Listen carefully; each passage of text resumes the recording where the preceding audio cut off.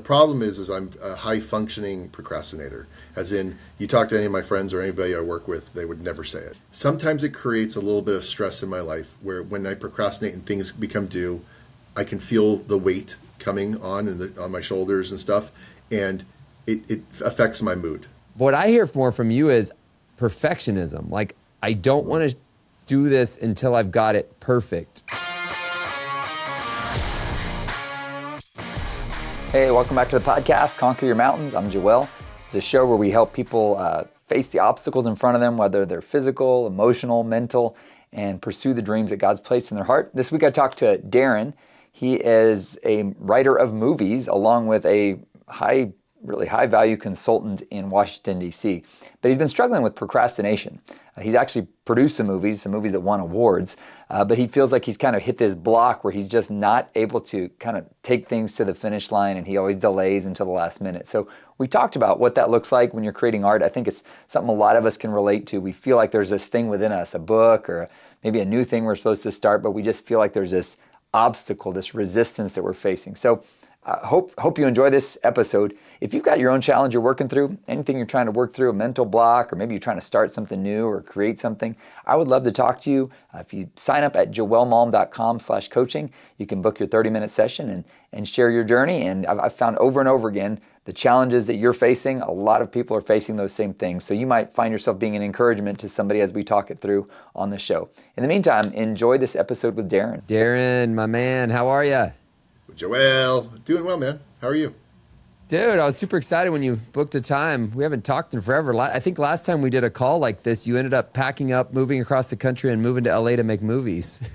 Yeah, there you go.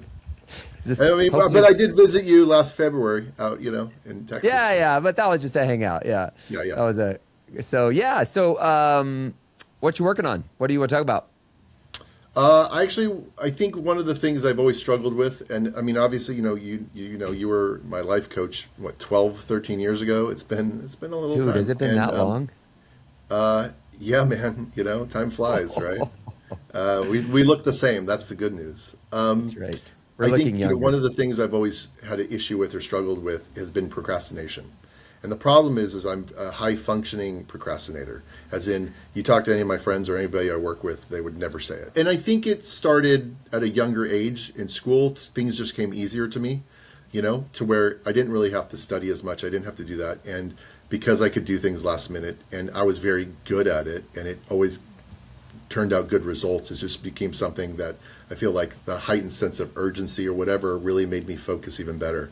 And what's funny is it's very different. In work, I don't procrastinate very much, right? I respond to all my emails. I'm very good in getting back to people.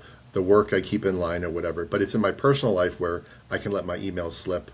I can let communications slip, and since I do writing on the side for fun, like even that writing sometimes slip because there's always something I could do better. They joke that like a lot of writers have the cleanest, houses and apartments out there because, it's just, they'd rather do other things than like the resistance to writing, right? And so whether it's procrastination or this resistance, it's a hurdle I've always struggled with, and I find ways of trying to get around it, but it's not perfect, right? Yeah.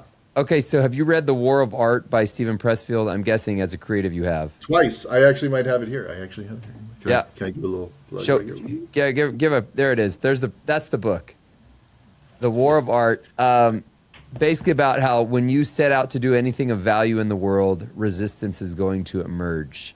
So how is it so easy for you to not procrastinate with like your career and then other areas of life? Is it just you think you're just exhausted by the end of the day and you're like, I don't have room to That's an excuse I use. I don't think it's because it's easy to say, oh, well, I'm tired and and make these excuses. But the reality is I think it's because there's a responsibility there and a duty, and people rely on me, right? So when I'm writing, nobody's sitting there. When I have a deadline and I'm meeting people for a meeting, I still procrastinate, but I get it done. I get my pages done or my page count or whatever. I just don't do it weeks ahead. I do it days ahead, So is this causing a problem for you, or do you just feel guilty like I shouldn't do this? I mean, is it actually causing a problem in your career? Because you've made movies, you've won some awards, you're getting stuff done. Is it do you think it's a problem, or you just kind of feel this sense of guilt that like, oh, I should be better at this? Well, I would say that it hasn't caused any issues, as in, like I said, nobody would know if I didn't tell people and admit to it right now, right? Because I just always produce. Yes, but you are a very high output feller. That is for sure. Yeah, it's not, it's guilt isn't the right word for it. I think what the word I would give is sometimes it creates a little bit of stress in my life where when I procrastinate and things become due, I can feel the weight coming on on my shoulders and stuff, and it affects my mood, right? Because like, oh my gosh, I have to write 10 pages by tomorrow and I haven't started yet, and like, and then when I And when you say, now let me clarify, I have to write 10 pages. This is for a movie like a script you're screenplay talking or something. Is this a self-imposed deadline, or is this a producer's deadline, or what? Whose deadline is this? If I have my own deadline, there's really no stress because it's just my deadline and nobody. It is usually where I'm meeting with producers or actors or actresses or whoever, and it's like, hey, we have a session a month from now, for example. So I'm actually working on something right now, and I love the script. Define a session. Is that where y'all get together and Yeah. So it could be it? some of the producers and actors or actresses, and they get together, and it could be 2 or 3, 4 of us, and we read through the script of what I wrote over the past weeks or months, right? And I get feedback instantly, and this is usually just like a first draft, right? Yeah. And so I'm working on one right now that's a Christian faith-based comedy and stuff, and I really enjoy it. And it's funny because I really enjoy writing it, but to have that discipline sometimes to sit down and open up the laptop. And what's funny is I have, talk about the war of art and the resistance to being creative. And I have a resistance to sitting down and writing. But once I open my monitor and I open, the script, I start working, there's no more resistance. It's the getting to the gym. It's the getting the Yes. laptop open. Yeah. Like once I'm at the gym, I'll go. Yeah. But getting to the gym, tough. So, okay, so let me ask you a question about your creative style. They talk about the seat of the pants writers or the plotters. Yeah, I'm not a fly by the seat of the pants. I'm a definite plotter? outliner. I love outlining. Yeah. Okay, yeah, I am not actually. People think you must be really plotter. I'm like, honestly, dude, I like wait for the inspiration and then I pound it out. But yet, like our friend Mark Batterson, dude, that guy is mega disciplined. And I mean, it shows. He's pumped out 30 books, some New York Times bestsellers. I don't know. I can't be that disciplined. So I actually, on one of our trips, obviously I used to go to his church, right? And on one of our trips up to, that we both went to, right, up in Maine, remember? Yeah. Was it Saddleback Mountain? I can't remember. Cadillac. There you go. Close. I asked him because I said, listen, like I'm trying to write a script and I struggled because a little bit of my perfectionism was coming into play. And I asked him, how does he get by it? And he had I think he called it like the 80% rule. He says, my first draft is 80% done, as in 80% of it's really great and 20% of it still needs work. He goes, and the next version of that is 80% of that part that's not. So now it's like 96% done, right? So it's the 80% plus 16%, right? And then it's like, so that was his process to push through, to work, to create, to develop, and to get through it. And I was like, oh, that was really interesting because it's tough for me when I do a script, because when I write a script, and before I ever share a script with anyone usually, I want it to be as good as possible because I don't want to waste their time. While other people say, it's just a work in progress, it's a really hard rough draft. No, I don't do rough drafts. My drafts are solid. They're probably most people's like second or third drafts. That's how I view it. So let me ask you a question. Does your procrastination come in when you're starting something from scratch, or does it come in that editing process? It could come anywhere, right? Really? Okay, because like for me, yeah. I love creating the initial concept in my book. When it comes time to edit, and dude, when it comes time to get those in the back, the references, oh my gosh, I dread that. I try and get them right early on so that I don't have to do it, but the editor invariably writes me and is like, hey, there's like 17 references that aren't complete. I'm like, oh my God. And I will procrastinate on that. So I don't procrastinate on the original concept, but when it comes to the fine tuning, I'm horrible at that. Does it work that way for you, or is it just always there? It's kind of always there, depending. It doesn't matter. It's very, very rare that I get so excited about a project that I'm thinking about it constantly. And this happened before I really got into screenwriting. I was outlining. Like, outlining is fun to me because it's outlining. Like, you're just brainstorming and throwing stuff against the wall and seeing what sticks. But the writing aspect, like, I am not a fast screenwriter. I tell people I write about a page an hour.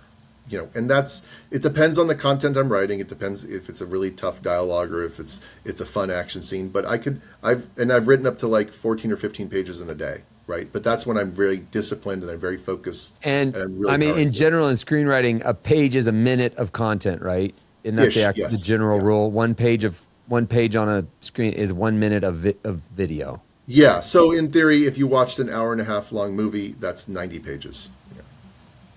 So 90 pages would take you a 90 long hours. time. But that's if I had an outline, and that's just for, in theory, a first draft. Okay. I know that I'm also the person when I go back and reread, like I could write a scene one night, the next night I come back to it and I rewrite some of it, right? Because it feels different or looks When have different. you ever found yourself in a project you're so obsessed with that you don't procrastinate on any of it? You're always like, how fast can I get to it? Yeah, I remember. So back in the day when I lived in DC, I was outlining a story or two, and I was just outlining. And at that time, I did not have the screenwriting program, whatever. But I was really excited about it. And as I was driving in my car, I was thinking about the story and like understanding different scenes and trying to figure it out and make it all work. And even when I got home, so like everywhere I was going, it was in my mind because I was very excited about it. I think it was because I was very excited to share it with people, but I couldn't share it with people until I finished the outline. So I think like that's where it was. Nowadays, So it was the pressure to get it into a state that you could share it with others confidently that actually made you not want to procrastinate. Yes. So how do we reproduce that feeling? Well, it's tough with screenplays because the truth is a lot of people don't really want to read a 90-page screenplay, even though it's really fast to read. Most people can read a page a minute. Like it's not like I'm giving you a 90-page novel, Yeah, but a page a minute's still 90 minutes. And Or most people, I know people don't are sit like, down I can and read a script in 15 minutes, and I'm like, well, how well do you read it? I don't know. So Yeah. Well, and there's also the people you're dealing with know how to read a screenplay. Your average person gets like, I remember the first time I looked at a screenplay, I was like, what the heck am I looking at? Yeah. So yeah. I think what's funny is, I guess it comes down to is like, what motivates me, right, to write, I guess, right? Yeah. And one, I feel like I do have a gift, right? Yeah, I agree with that. inherently understand a flow to developing characters and developing story and resolving it. And that's what really gave me the confidence, because it comes easy to me, storytelling. While other people struggle with it because it's like, oh, I don't really know what to do here and how to move it to here and how to progress the story and the characters. And to me, it's like, it feels like it's as easy as walking. So let me ask you a question then. I'm wondering, is it less procrastination and more perfectionism that's holding you back? So I don't like using this word, but there is some laziness in there. And it's a tough one because I do have a job that commands a lot of my time in the day, right? And I'm sitting at a laptop like I am now, and I'm working, and I'm talking to people, and I do consulting during the day, right? So part of me is, I don't want to sit at my laptop again, like I just don't. I've been at my laptop for 6 to 8 hours, and it's been relatively busy and stressful. And so it's like, I don't want to do it again. So that's a piece of it, right? So let me ask you this then. Does writing in a group setting help you at all with that? The dynamic of being around people? I used to write with people. I actually have written multiple. In fact, I'm working on a script right now doing a final draft of it that we hope to make this year. And I wrote it with a Christian Canadian comedian. The three Does that Cs. make it easier for you? It's like a gym buddy. You know, you don't want yeah, to yeah. disappoint them. You show up. So there's something about like I have a deadline and I need to hit it. But the problem is I have hard times making my own deadlines. In fact, I don't. And if I do, I just make excuses why I don't need to do it because no one's relying on me and I don't want to let them down. Right? Yeah. So to me, when I was co-writing this one movie, like me showing up with 10, 15 pages done every couple of weeks was necessary. Like it's like, so it's the accountability of So people. Yeah. let's talk about the one you won the award for, the Lifeless, the movie Lifeless. What was your procrastination level like on that? Because, I mean, you got that sucker done and it won awards. Like, what was that process like? Was that hard? Well, first off, it's a short film. So this one was roughly 15 pages. I just really enjoyed it. And also we had a timeline. Like we knew we had to submit it to this film festival by a certain time. And so it's like one of the things, once again, I had a deadline. There was no pushing it back. That was it. And Did so you I think that start helped. production before the final? I mean, I don't know the movie world, but I've heard they adjust scripts in the filming process a lot.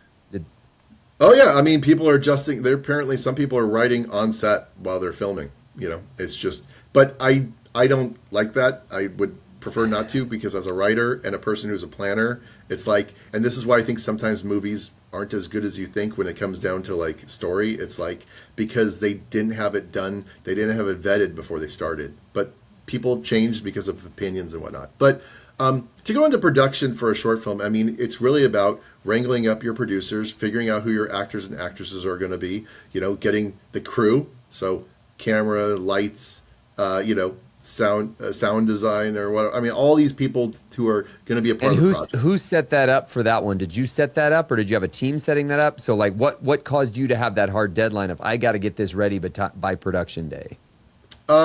No, we knew when we kind of needed to shoot it. The important part is when you get the script done, you could share it with the actors and actresses, and then they determine whether they want to be a part of it based on the script. So that was important.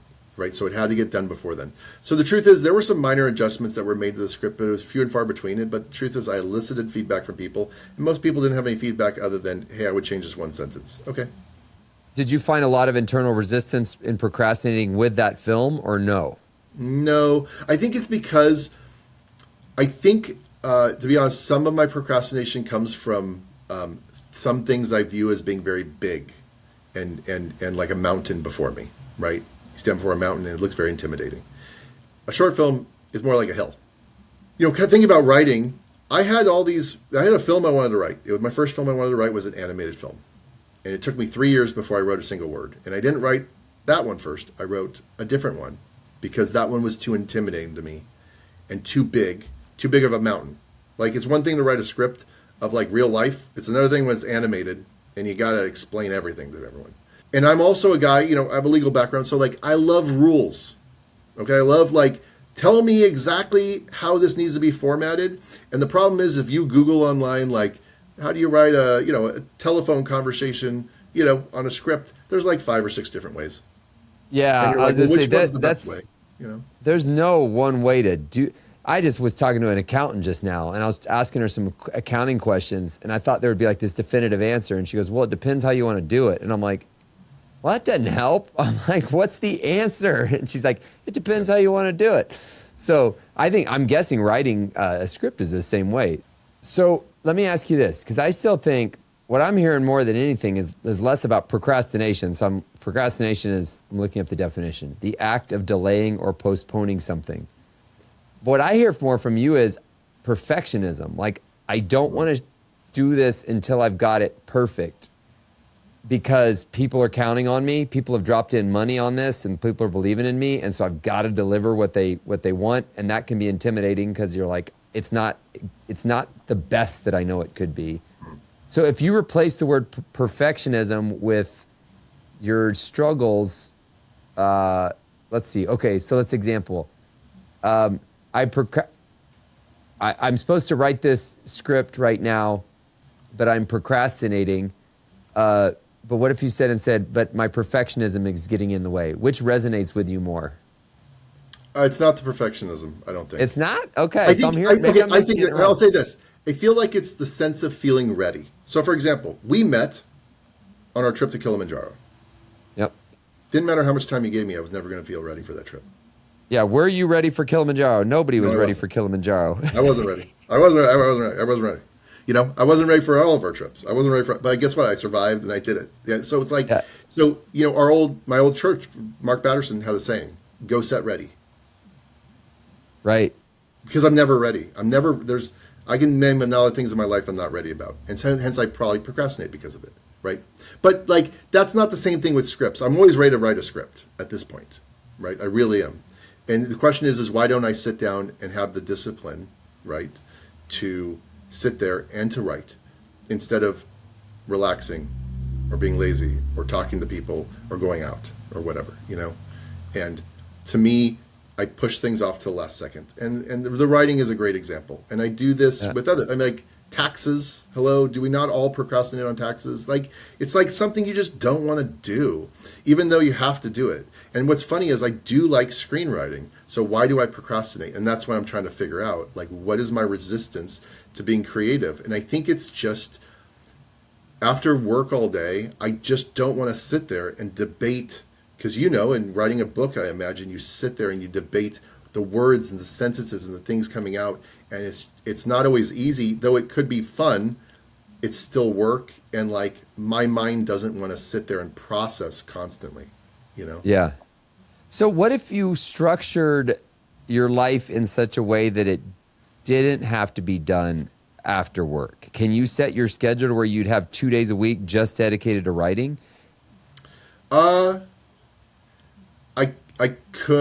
I could restructure things with work. I really think that's still an excuse for me, right?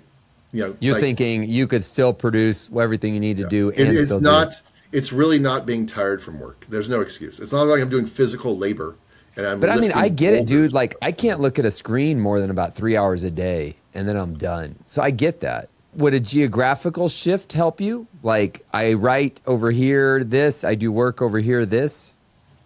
When I was writing some of my short films, I actually tried to go to the local library. But the problem is it's distracting too. I was trying to do something like a trigger, like something I can do to say I'm in the writing zone. And what I Right, did is right. I bought some glasses. I don't wear glasses, but I bought some glasses, some cheap ones. I have them right here. I popped the frames out, and the idea was, if I put the glasses on, like I'm a professional writer. That's my focus. I'm like I turned the switch on, right? And that worked for a little bit. You know, I just forgot about it and didn't do it. But to me, like I was trying to make this mentality of like, okay, you're in the mode, you're in the zone, you know. And so I still have them here in my drawer right behind me because like I still play around with this idea that I'll put the glasses on and be like, okay, now I'm focused. Let's do this, you know. Huh. That's interesting. Do you think it ran its course? You need to figure out something else, or do you think it's just you got to No, I remember think to I do just it? became more disciplined in writing without having to wear them, Okay. you know? And I go through different levels of discipline. So I think, you know, we talked, like, I actually don't do New Year's resolutions. Yep. I think you taught me to do a word. And my word this year is discipline. And I've been very good about discipline. You know, been eating healthier, going to the gym, been a little bit more dedicated, trying to do that stuff. But just having discipline in my head doesn't make me more disciplined, you know. It's still going Yeah. through that struggle and working through it. So I We think don't, what do they say? We don't think our way into new ways of living. We live our way into new ways of thinking. Meaning, as much as you try and think, I'm going to do this, I'm going to do this, you literally have to do the thing and then your mindset follows usually. yeah. And another You thing I'm live your trying to way do into new is not tell people like I'm gonna do this. No, just do it. Stop like I'm gonna lose weight or I'm gonna go to the gym or I'm gonna write like stop telling people what I'm gonna do. You know, I just if I want to do it, just do it. Yeah, You know? I agree with that. Just I tell people that all the time. I talk to entrepreneurs all the time, and I'm like, listen, stop talking about what you're going to do and go do it. Because then you have, well, first of all, what you set out to do is probably going to be a little different than what you actually planned, anyways. So you tell all these people you're going to do all this, and they're like, well, what'd you do it that way? I'm like, well, but if you just do it and then people see the results of it, they're like, oh, wow. And nobody even knows what the original plan was, anyways. Exactly. So, So yeah. like it's all these like life hacks, I guess you could say, to try to help myself to like overcome this resistance. And I think that the core of it, it's really resistance. It's resistance to a lot of things. Like, how come I'm not responding to people on like, Facebook Messenger? Well, I just don't want to jump on it. I don't. I just don't. It's not like I don't like those people who are messaging me. It's not. It's just like, I'll do it tomorrow. I'll get to it tomorrow. Why don't you go through all your snail mail? I'll do it tomorrow. I'll look at the bills tomorrow. And it's like that. Like I just say, it's not just writing. It's just a lot of things where I just like, I don't want to deal with it right now. I'll deal with it tomorrow. And the truth is there's things I've implemented this year to try to say, nope, I'll do it now, and then not think about it.